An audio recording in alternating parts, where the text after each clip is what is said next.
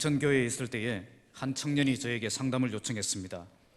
자기 아버님이 사업장이 감사를 받아서 벌금이 수십억이 떨어졌다는 겁니다.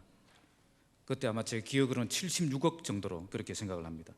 근데 자기는 이 벌금이 걱정되는 것이 아니라 아버지가 걱정이에요. 이번 기회를 통해서 아버지가 좀 깨닫고 신앙이 회복되기를 기대를 했다고 합니다. 그의 아버지는 한 달에 한 번 11조를 내기 위해 이제 교회로 오시는 분이었습니다. 그런데 그 사건이 일어나자 그 아버지가 자기를 부르시더랍니다.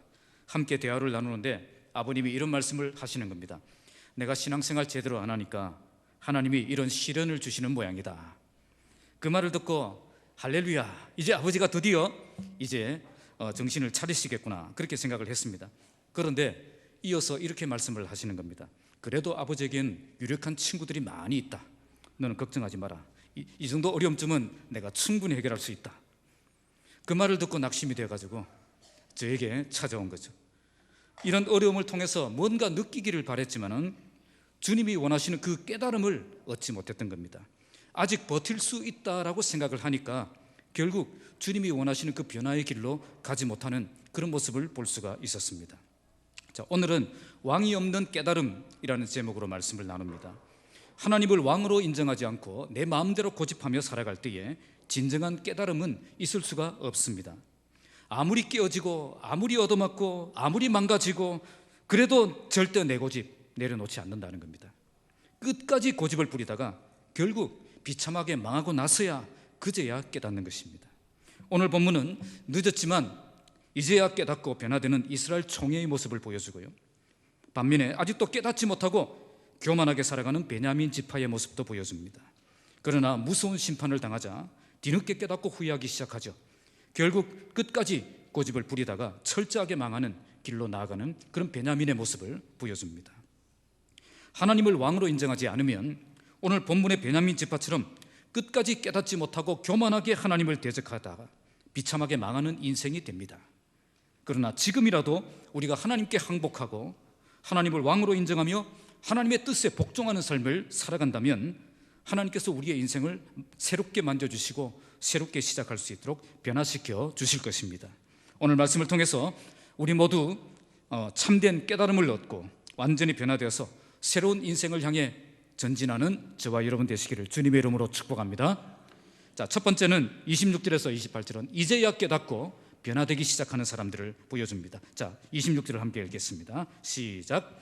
이에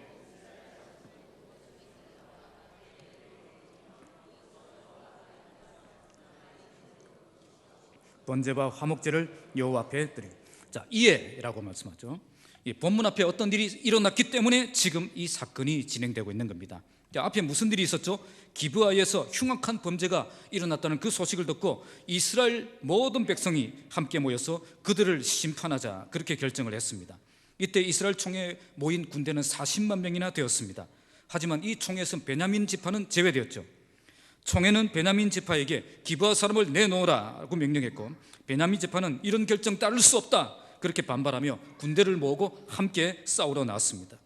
수적으로 우세했던 이스라엘 백성들은 그들을 가소롭게 여겼고 그들과 전쟁을 벌였지만 결국 두 번이나 전쟁에서 패배합니다. 이때 총회 측 전사자가 총 4만 명이나 되었습니다. 이런 일이 일어나자 이스라엘 모든 백성들은 베델로 올라갑니다. 베델로 올라간 이유는 거기에 언약궤가 있고 또 성막이 있었기 때문입니다. 그들은 거기서 울며 여호와 앞에서 금식하며 날이 저물도록 금식하며 번제와 화목제를 드립니다.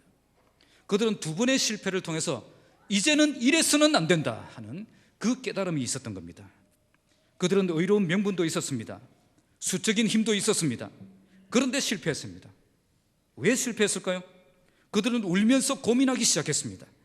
그리고 날이 저물도록 이렇게 고민하는 시간을 가진 끝에 그들은 깨달음을 얻은 것입니다. 그들에게 필요한 것은 하나님과의 깊은 관계성이었다는 거죠. 그래서 그들은 번제를 드리고 화목제를 드립니다. 화목제란 하나님과 화목한 관계를 회복하는 제사를 말합니다. 그들에게 영적인 변화가 시작된 겁니다. 처음에는 자기들만 옳은 줄 알았습니다. 자기들이 옳은 노선을 걷고 있기 때문에 당연히 우리가 승리할 것이다, 그렇게 생각을 했습니다. 그런데 자기가 실패하고요, 도리어 저 악한 인간들, 그 사람들이 승리한 거예요. 그것도 두 번이나 그들이 승리한 것입니다. 선한 자가 무너지고 악한 자가 승승장구하는 그 모습을 본 거죠. 이때 그들은 울었습니다. 너무 억울하고 원통했다는 거예요. 처음에는 이해가 되지 않았어요. 기가 막혀서 그 자리에 털썩 주저앉았을 것입니다. 그러다가 깨닫게 된 거죠. 자기들도 역시 베냐민 지파를 정죄할 자격이 없는 죄인이라는 사실입니다. 그래서 그들은 겸손히 하나님 앞에 번제를 드리고 그리고 화목제를 드렸던 것입니다. 그들의 중심이 달라진 것입니다. 일이 제대로 풀리지 않을 때 내가 먼저 영적인 변화의 기회로 삼아야 됩니다. 추진하는 일들이 장애물이 막히고 어려움에 처했을 때 금식하며 기도하는 시간을 가져야 된다는 것입니다. 사태가 이처럼 심각한데도 그냥 열심히 돌진하는 것, 열심히 살아가는 것, 정말 어리석은 짓이라는 것을 알아야 된다는 겁니다. 금식과 예배는 하나님께서 우리에게 주신 참된 회복의 좋은 방법입니다. 다 이해할 수 없을 때라도 감사하며 하나님께 예배하며 나아갈 때에 하나님께서 새로운 길을 열어주시는 것입니다. 일이 어렵게 되셨습니까? 사태가 심각하게 되셨습니까? 금식하며 기도할 때입니다. 울며 하나님 앞에 예배할 때입니다. 바로 이것이 회복의 열쇠입니다. 자, 27절과 28절을 함께 읽겠습니다. 시작. 이스라엘 자손이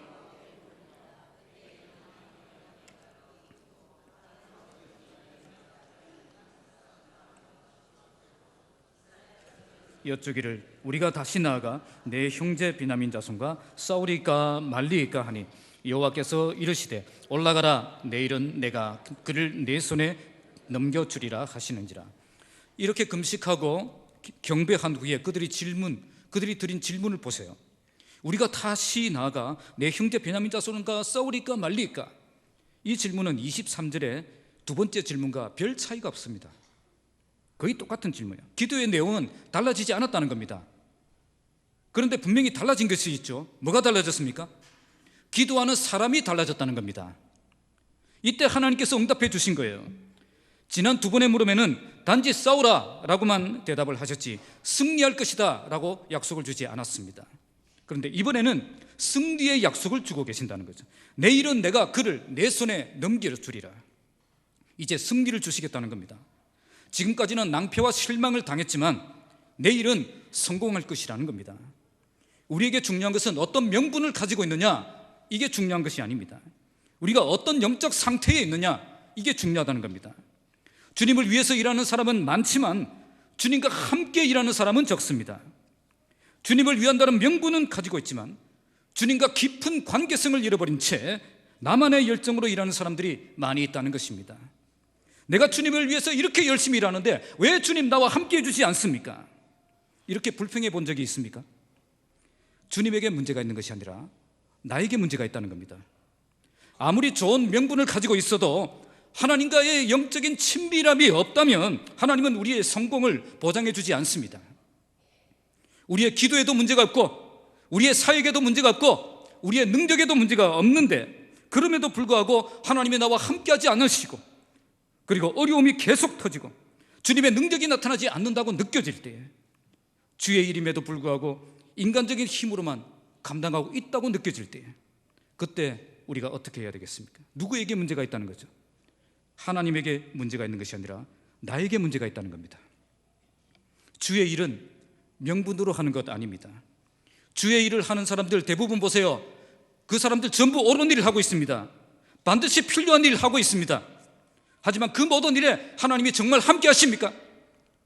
그렇지 않습니다. 그러나 우리가 달라지면 우리가 지금까지 해오던 그 사역에 성령의 놀라운 기름 부으심이 나타나게 된다는 것입니다. 겉으로 달라진 것은 없습니다. 똑같은 일을 하고 있습니다. 하지만 사역의 열매가 나타나는 것을 보게 된다는 겁니다. 그게 부흥입니다.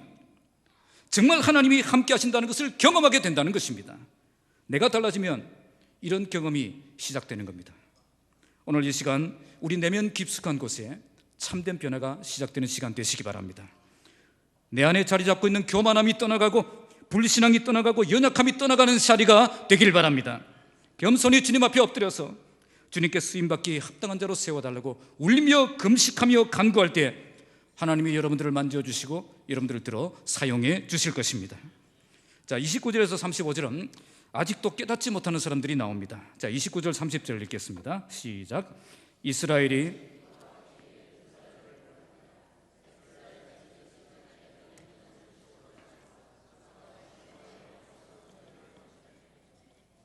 승리의 약속을 보장받은 이스라엘 군대가 기브아 주위에 군사를 매복시킵니다. 30절에 그들은 셋째 날에 베냐민 자손을 치러 올라가서 전과 같이 기브아에 맞서서 전제를 갖췄습니다. 그러니까 그들은 전날에 기브아 주변에 군사를 미리 매복시켜 놓았고요, 다음 날에 전과 같이 전쟁하러 나온 것처럼 이렇게 위장하고 나왔던 것입니다. 두 번의 전투에서 실패한 후에 그들은 더 이상 자신감으로 밀어붙이지 않았습니다. 그들은 치밀한 전략을 세웠습니다. 그들의 전략은 가나안 정복 시대에 여호수아가 아이성을 정복할 때 사용했던 전략과 동일한 전략입니다. 이제 그들은 더 이상 베냐민을 가소롭게 그리고 얕잡아 보지 않았습니다.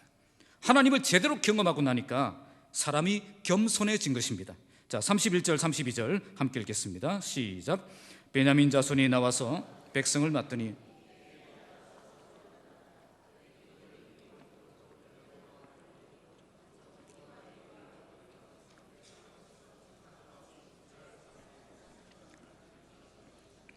베냐민 자손이 스스로 이르기를 이들이 처음과 같이 우리 앞에서 패한다 하나 이스라엘 자손은 이르기를 우리가 도망하여 그들을 성읍에서 큰 길로 깨어내자 하고, 베냐민 자손이 나와서 백성을 맞더니 게임에 빠져 성읍을 떠났다고 말씀합니다. 이들은 전과 같이 처음과 같이 그렇게 말합니다. 두 번의 전투 끝에 그들의 마음이 상당히 교만해져 있음을 알 수가 있습니다. 그들은 인간적인 자신감으로 충만해져 있었던 겁니다. 그래서 아무 생각 없이 전에 했던 대로 그냥 쏟아져 나왔던 것입니다. 하지만 그들은 이스라엘 자손들이 그들을 큰 길로 끼워내기 위한 전략을 가지고 있다는 사실을 꿈에도 생각하지 못했습니다. 사실 이 전략은 여호수아가 사용했던 그런 방법이었죠. 28절 말씀처럼 아론의 손자 엘르아살의 아들 비느하스가 생존하고 있었을 때니까 이 전투에 대해서 이스라엘 백성들은 다 잘 알고 있었을 것입니다. 사실 두 번이나 똑같은 그런 전략으로 실패했다면 다음에는 뭔가 다른 방법으로 공격해 올 것이다 라고 예상을 해야 정상입니다. 하지만 이들은 지나친 자신감을 갖고 있었기 때문에 전과 같이 해도 아무 문제가 없다 그렇게 생각을 하고 있었던 거죠. 하나님을 떠난 삶을 사는 자가 어리석음이 어디까지 가는가를 잘 보여주는 겁니다. 우리는 일이 생각한 대로 잘 진행되고 큰 어려움만 당하지 않는다면 좀처럼 자신의 연약함을 인정하지 않으려고 합니다. 바로 이것이 인간적인 자신감으로 충만한 사람들의 특징입니다. 지금까지 하나님이 없이도 살아도 큰 어려움이 없었기 때문에 앞으로도 계속 이렇게 살 수 있을 것이다 그렇게 생각을 하고 착각을 하며 사는 것입니다. 자, 33절 34절을 읽겠습니다. 시작. 이스라엘 사람이 모두 그들의 처소에서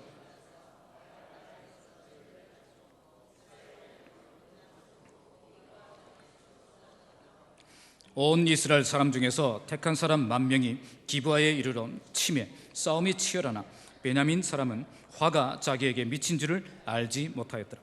이스라엘 사람이 모두 그들의 처소에서 일어났습니다. 지금까지는 제비 뽑은 소수의 사람들이 공격했는데 이제 남은 35만의 군대가 다 일어난 거죠. 나머지 10,000명은 기브아 주위에 매복하고 있었습니다. 그리고 기브아로 돌격할 것입니다.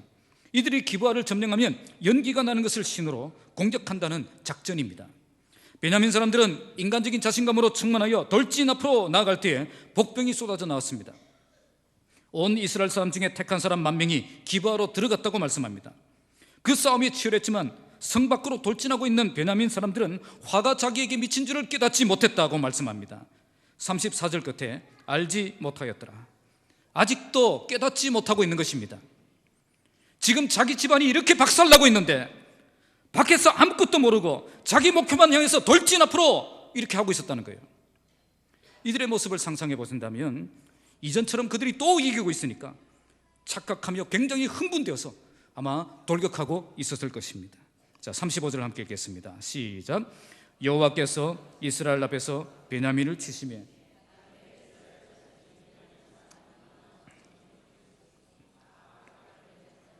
본문은 이 전쟁에서 이스라엘이 승리한 원인을 정확하게 말씀합니다. 여호와께서 이스라엘 앞에서 베냐민을 치셨다는 거예요. 아무리 치열한 전략을 갖고 있어도 하나님이 승리를 주시지 않는다면 승리할 수 없는 겁니다. 반대로 아무리 어설퍼도 하나님이 함께 하시면 우리는 충분히 이깁니다. 40만이나 되는 이스라엘 군대가 고작 2만 6천 명밖에 안 되는 베냐민에게 두 번이나 패배했다는 것이 이해가 됩니까? 또 아무 생각 없이 죽음의 길로 돌진하고 있는 이 베냐민 사람들의 모습이 이해가 되십니까? 모두 이해할 수 없는 일들이 일어나고 있는 겁니다. 왜 이런 일들이 일어났을까요? 그 배후에는, 그 모든 일의 배후에는 하나님이 계신다는 거예요. 하나님이 승리하게도 하시고 패배하게도 하시는 겁니다. 하나님이 지혜롭게도 하시고 어리석게도 하신다는 겁니다. 여호와께서 이스라엘 앞에서 베냐민을 치심해 하나님이 그들을 죽음의 길로 몰아넣으시고 하나님이 그들을 치신 겁니다. 그래서 이 사람들이 지금 이해할 수 없는 그런 행동들을 하고 있는 거예요. 우리가 반드시 이 사실을 알아야 됩니다. 하나님이 은혜를 주시지 않으면 우리가 결국 이렇게 어리석게 살다가 비참하게 망할 수밖에 없다는 겁니다. 하나님이 우리에게 지각을 주셔서 깨닫게 하시지 않으시면 모조리 다 죽을 때까지도 깨닫지 못하고 끝까지 망하는 길 고집하며 나가게 된다는 것입니다. 이스라엘 군대는 깨달은 후에 자신감을 포기하고 겸손하게 하나님 앞에 항복하고 전쟁에 임했습니다. 그러나 베냐민은 아직도 깨닫지 못하고 인간적인 자신감과 교만함으로 전쟁에 임했습니다. 결국 승자는 누구의 편입니까? 깨달은 자의 편입니다. 우리 인생이 진정한 승리자가 되려면 하나님이 주시는 그 깨달음이 있어야 되는 겁니다. 그러므로 가장 큰 축복은 깨달음의 축복입니다. 무엇을 깨달아야 됩니까? 바로 하나님이 얼마나 두려운 분이신가, 그리고 내가 얼마나 아무것도 아닌 존재인가, 그걸 깨달아야 된다는 겁니다. 이걸 아직도 깊이 깨닫지 못하고 인정할 수 없는 사람들이 있다는 거예요. 아직도 바로 베냐민의 길을 걷고 있는 사람들입니다. 이처럼 아직도 깨닫지 못하고 끝까지 고집부리는 인생이 가장 어리석고 불쌍한 인생입니다. 하나님이 우리 모두에게 깊은 깨달음을 주셔서 이제라도 하나님을 인정하며 나의 연약함을 고백하며 겸손히 하나님께 항복하고 참된 믿음의 길로 나아가는 변화가 시작되기를 주님의 이름으로 축복합니다. 자, 36절에서 41절은 뒤늦게 깨닫기 시작한 사람들이 나옵니다. 36절 37절입니다. 시작. 이에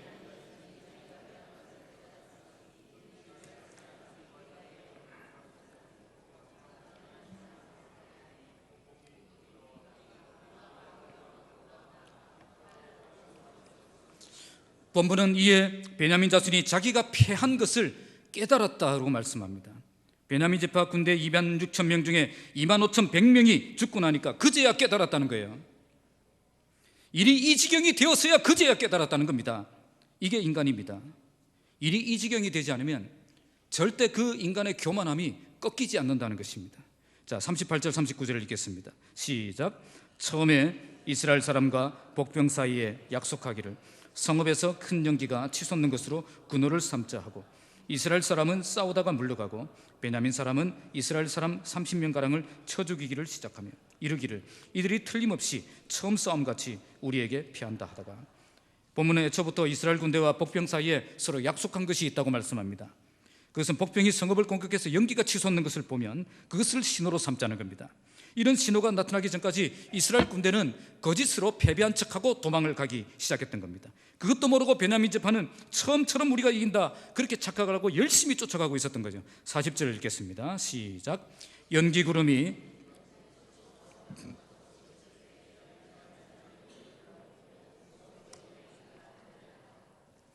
원문은 그러나로 시작합니다.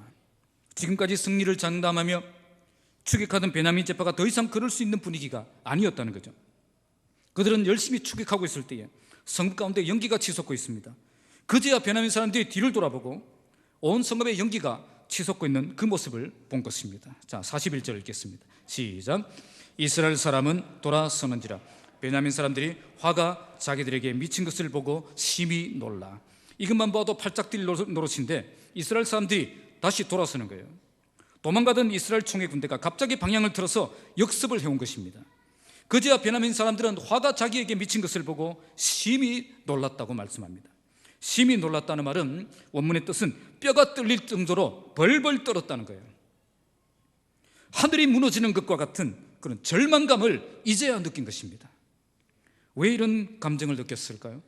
화가 자기에게 미친 것을 보았기 때문입니다.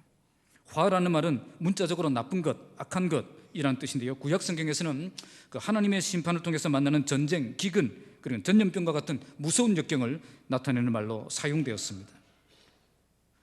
지금까지는 하나님의 심판이 두렵지 않았습니다. 그래서 정말 대책 없이 나갈 수 있었던 거죠. 하지만 이제는 그럴 수 없다는 사실을 절감한 것입니다. 생각지도 못했던 무서운 하나님의 심판이 임했다는 것을 직감적으로 깨달았기 때문입니다. 그래서 이젠 죽었구나 생각을 하니까 벌벌 떨 수밖에 없었던 것입니다. 아무리 하나님의 심판을 두려워하지 않는 망나니라도 진짜 하나님의 심판이 시작되면 벌벌 떨게 되어 있습니다. 이런 지경이 되어도 벌벌 떨지 않은 사람 아무도 없습니다. 하나님의 심판은 그만큼 무섭습니다. 이때 사람은 깨닫게 됩니다. 내가 절대 하나님 앞에서 교만해서는 안 되는구나 하는 것을 깨닫게 되는 겁니다. 그러나 그때는 이미 늦었습니다. 우리가 경계해야 될 깨달음이 바로 이런 깨달음입니다. 깨닫긴 깨닫는데 너무 늦게 깨닫는다는 거예요. 그래서 완전히 낭패와 실망을 당하는 것입니다. 이때 깨달은 깨달음은 무서운 심판을 보며 벌벌 떨 수밖에 없는 깨달음입니다. 돌이킬 수 없는 지경에까지 갔어야 깨닫는 그 깨닫는 어리석은 깨달음입니다. 제가 아는 어떤 분이 가족의 구원을 위해서 기도하는데 제발 맞지 않고 돌아오게 해주십시오, 그렇게 기도를 하셨다고 합니다. 그 기도를 정말 절박하게 오랫동안 기도하셨는데 그 기도를 주님이 들으셔서 정말 맞지 않고 가족과 친척들이 많이 돌아오고 계신다고 이야기를 하십니다. 여러분, 맞고 돌아오는 것만큼 어리석은 짓은 없습니다. 맞을 때까지 기다리는 것도 정말 무식한 방법입니다. 출애굽기 10장 7절에 이런 말씀이 있습니다. 왕은 아직도 애굽이 망한 줄을 알지 못하시나이까? 누가 누구에게 한 말이에요? 바로의 신하가 바로에게 한 말입니다. 바로는 지금까지 9번의 그 하나님의 심판이 있었습니다. 그렇지만 아직도 깨닫지 못하고 있는 거예요. 그러나 10번째 심판 뭐예요? 애굽의 장자를 치는 심판이 임하니까 그제야 벌벌 떨었습니다. 하나님께 그제야 항복했습니다. 모세를 불렀습니다. 이스라엘 장소 데리고 당장 애굽을 나가라. 하지만 그는 또 어떻게 됩니까? 또 강팍해졌습니다. 가만히 생각해보니까 너무 억울한 거예요. 그래서 또 홍해까지 뒤쫓아갑니다. 거기서 또 어떻게 됐습니까? 홍해 바다에서 자기 모든 군대가 몰살하는 장면을 눈으로 봐야 했습니다. 그제야 그는 정말로 하나님 앞에 벌벌 떨었을 것이다 라고 생각을 합니다. 우리가 먼저 하나님 앞에 벌벌 떨며 나가지 않는다면 하나님께서 우리를 벌벌 떨게 만드실 겁니다. 아직도 하나님의 두려우심을 모르고 심판을 생각하지 않고 살아간다면 반드시 하나님께서 우리를 벌벌 떨게 만드실 그날이 온다는 것입니다. 그러므로 뒤늦게 깨닫지 않고 지금 깨달아야 되는 것입니다. 베냐민 지파는 뒤늦게 깨닫고 벌벌 떨 수밖에 없었습니다. 이제는 두려운 마음으로 무서운 심판을 기다릴 수밖에 없는 상황이 되고 말았습니다. 이 지경까지 가기 전에 창조주 하나님을 기억하고 내 마음대로 고집하던 모든 것을 내려놓을 수 있어야 됩니다. 그것이 지혜입니다. 이런 지혜가 있기를 축복합니다. 마지막으로 42절에서 48절은 완전히 망하고 깨닫는 사람들이 나옵니다. 자, 42절입니다. 시작. 이스라엘 사람 앞에서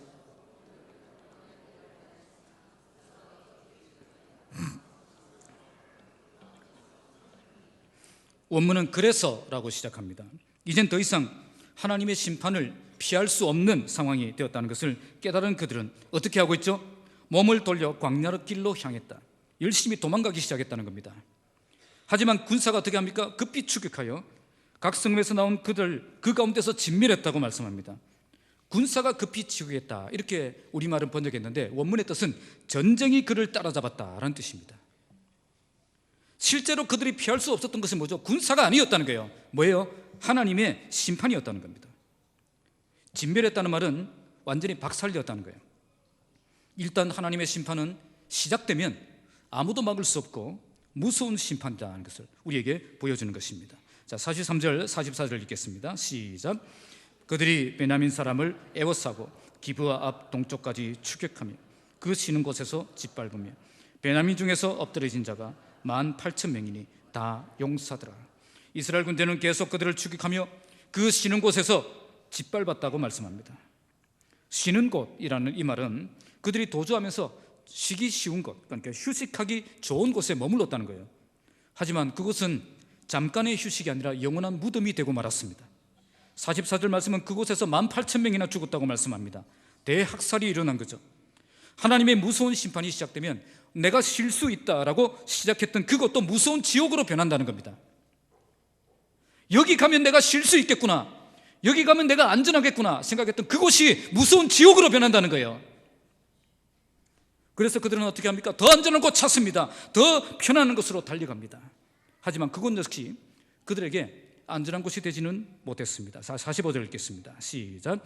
그들이 몸을 돌려 광야로 도망하였으나 림몬바위에 이르는 큰 길에서 이스라엘이 또 5,000명을 이삭줍듯 하고 또 급히 그 뒤를 따라 기돔에 이르러 또 2,000명을 죽였으니 그들은 다시 몸을 돌려 광야길로 도망갔습니다. 거기에서 그들은 림몬바위를 향해 죽으라고 달려갔습니다. 림몬은 아람의 신 이름입니다. 그래서 학자들은 이것이 우상숭배의 현장이었다고 해석합니다. 고고학 발굴에 의하면 이 림몬바위는 600명 이상을 수용할 수 있는 큰 동굴이 있었고요, 그리고 식수를 공급하는 그런 생수도 샘도 있었다고 말씀합니다. 그러니까 이곳은 천연 요새였던 거죠. 여기만 도착하면 그들은 안전한 피난처를 얻을 수 있었습니다. 더 이상 이스라엘도 공격할 수 없는 곳이었습니다. 그런데 성경은 뭐라고 말씀하죠? 그들은 여기에 도착하기도 전에 몇 명이 죽었죠? 5,000명이 죽고 또 2,000명이 죽었습니다. 하나님의 심판은 눈앞에 좋은 피난처가 있어도 절대 피할 수 없다는 것을 우리에게 보여주는 것입니다. 자, 46절 읽겠습니다. 시작. 이날에 베냐민 사람으로서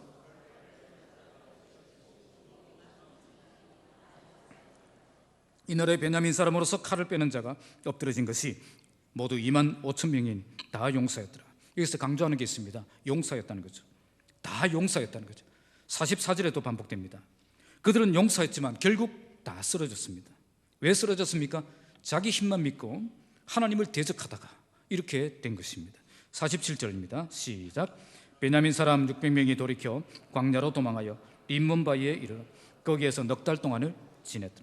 이제 겨우 600명 남은 그들은 림몬바위로 도망가서 거기에서 넉 달 동안을 지냈습니다. 하나님께서 왜 모두를 진멸하지 않으시고 600명을 남겨두셨을까요? 하나님의 계획이 있었기 때문입니다. 이 베냐민 지파에서 누가 나와야 됩니까? 이스라엘의 초대왕 사울 왕이 나와야 했고요, 그리고 복음의 사도인 사도 바울이 이 베냐민 지파의 후손으로 나와야 했기 때문입니다. 결국 그들이 살아남을 수 있었던 것은 하나님의 계획이 있었기 때문입니다. 그들이 다른 사람보다 더 의로워서, 더 용사라서, 더 실력이 있어서, 더 재수가 있어서 살아남은 것 아니라는 겁니다. 하나님의 구속 계획만 아니었다면 그들은 모두 그 자리에서 다 죽어야 했습니다. 그런데 왜 600명만 남겼을까요? 기왕 남겨두시려면 좀 넉넉하게 이렇게 남겨두시지 왜 고작 600명만 그렇게 남겨두셨을까요? 그것은 힘을 완전히 빼버리신 거예요. 다시 일어나서 다시 도전할 수 없도록 힘을 완전히 빼버리신 겁니다. 다시 교만하게 하나님을 대적할 수 없도록 완전히 주저앉혀 버리신 거예요. 이렇게 주저앉혀 놔야 인간은 그제야 하나님께 항복한다는 겁니다. 자, 48절 함께 읽겠습니다. 시작. 이스라엘 사람이 베냐민 자손에게로 돌아와서 온 성읍과 가축과 만나는 자를 다 칼날로 치고 닥치는 성읍은 모두 다 불살랐더라. 이스라엘 군대는 림몬바위에 숨어있는 600명을 완전히 소탕하는 작전을 쓰기보다 그들을 포기하고 베냐민 성읍들로 돌아와서 모든 성읍을 불사르고 가축뿐 아니라 만나는 사람들을 닥치는 대로 다 칼로 죽였습니다. 그러니까 바위에 있는 600명을 제외한 10만 명가량의 베냐민 사람들이 3일 만에 다 죽은 겁니다. 베냐민 지파 사람들은 끝까지 하나님께 항복하지 않고 살다가 이렇게 완전히 망한 것입니다. 이들이 누구와 같을까요? 저는 야복강에서 하나님을 이기려고 했던 야곱과 같은 사람이었다라고 생각을 합니다. 하나님께서 야곱을 어떻게 하셨습니까? 환도뼈를 쳤습니다. 환도뼈를 쳤어요. 고관절입니다. 고관절을 그냥 꺾어 놓으신 거예요. 평생 쩔뚝거리며 지팡이를 의지하며 살았습니다. 그리고 그의 이름을 이스라엘이라고 지었습니다. 우리는 이스라엘이라면 무슨 뜻으로 생각합니까? 하나님과 싸워 이겼다라고 생각하죠. 그런데 이스라엘이라는 히브리어 단어에는 이겼다라는 뜻이 없습니다. 하나님이 싸우신다는 뜻이에요. 그리고 하나님과 싸운다.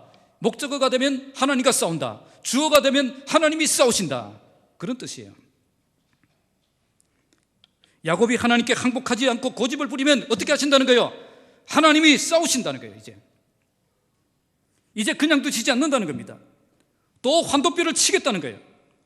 힘을 빼시겠다는 거예요. 꺾어버리시겠다는 겁니다. 그게 이스라엘이라는 이름의 뜻입니다. 야곱이 하나님과 싸워 이기려고 했기 때문에 주신 겁니다. 나중에 야곱은 또 믿음으로 살지 않죠. 그래서 하나님은 또 야곱과 싸우십니다. 그의 딸 디나가 세겜 족장 아들에게 강간을 당하는 사건이 발생하죠. 그리고 주변 모든 나라로부터 생명의 위협을 받습니다. 이때 야곱은 위기의식을 느낍니다. 이제야 하나님께 항복해야 된다. 우리가 일어나 베델로 올라가자. 야곱은 하나님께 항복하기 위해 베델로 올라간 것입니다. 우리가 가지고 있던 모든 우상들 다 내려놓고 하나님의 얼굴을 구하며 나의 환난 날에 나와 함께 하신 그 하나님을 다시 찾는 것입니다. 이대로 더 버티다가는 정말 큰일 나겠구나, 그 깨달음이 있었던 겁니다.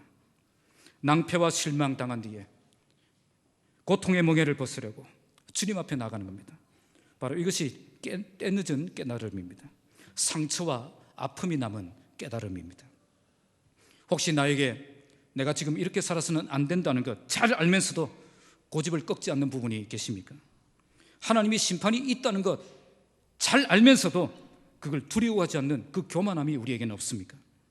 오늘 이 베냐민 지파처럼 벌벌 떨며 그렇게 살아서는 안 된다는 것을 깨닫는 날이 반드시 올 것입니다. 늦기 전에 하나님의 말씀 앞에서 나의 교만함을 버리고 겸손히 엎드려 하나님께 항복하시기 바랍니다. 하나님은 이처럼 하나님께 항복한 자들을 사랑하시고 축복하시고 그 사람들을 들어 사용하십니다. 늦기 전에 하나님께 항복하고 모든 은혜와 축복 경험하는 삶을 열어가시는 저와 여러분 되시기를 주님의 이름으로 축복합니다. 말씀을 맺겠습니다. 설교 초도에서 저는 한 청년의 아버지에 대해서 말씀을 드렸습니다. 그 아버지는 지금 어떻게 되셨을까요? 궁금하지 않습니까? 여전히 깨닫지 못하고 고집을 부리고 계실까요? 그분은 사업을 확장하기 위해서 분당으로 이사를 갔습니다. 거기에서 어느 교회에 출석하게 되셨는데 그 예배를 통해서 강력한 은혜를 경험하게 됩니다. 하나님이 만나주신 거죠. 주일마다 예배가 끝났는데 혼자 본당에 남아서 나가지 않고 20분 동안을 눈물을 흘리며 그렇게 매주 그렇게 기도하고 나오신다고 합니다.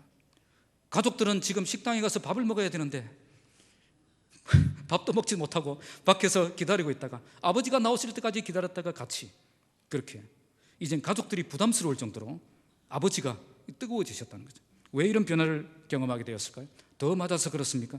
아닙니다. 예배를 통해서 하나님이 그를 깊이 만나 주셨기 때문입니다.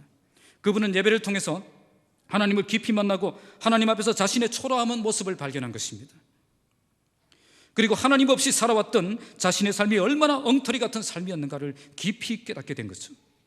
결국 하나님께 항복하는 것만이 진짜 자기가 사는 길임을 깨닫게 된 것입니다. 이 깨달음 후에 그의 인생은 완전히 달라졌습니다. 오늘 본문은 왕이 없는 깨달음 가운데 살아가는 사람들을 우리에게 보여줍니다. 하나님을 왕으로 인정하지 않으면 인간은 절대 진정한 깨달음을 얻을 수 없습니다. 아무리 얻어맞고 아무리 깨어지고 아무리 망가져도 절대 내 고집 내려놓지 않고 끝까지 고집 부리는 인생이 된다는 것입니다. 오늘 우리는 어떤 삶을 살아야 되겠습니까? 오늘 본문의 베냐민 지파처럼 깨닫지 못하고 교만하게 살다가 무서운 심판을 당하고 뒤늦게 후회하는 그런 인생이 되지 마시기 바랍니다. 이제라도 하나님께 항복하고 하나님을 왕으로 인정하며 하나님께 복종하는 삶을 시작해야 되는 것입니다. 우리의 인생이 이처럼 달라지기 위해 우리는 하나님을 새롭게 만나야 됩니다. 하나님을 새롭게 만나는 자리가 예배의 자리, 기도의 자리, 금식의 자리입니다.